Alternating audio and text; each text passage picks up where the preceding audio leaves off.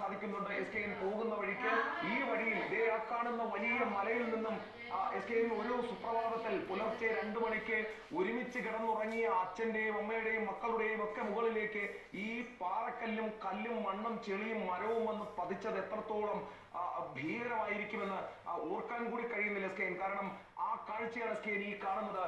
ഇന്നിതാദ്യമായി നമുക്ക് ഈ മേഖലയിലേക്ക് വരാനും ഈ എങ്ങനെയാണ് ഇത് സംഭവിച്ചത്, എന്താണ് ഇതിന്റെ ഭീകരത എന്നുള്ളത് മനസ്സിലാക്കാനും സാധിക്കുന്നു SKN. അതായത് ചങ്ക് പിടയുന്ന കറുത്തു നിൽക്കുകയാണല്ലോ.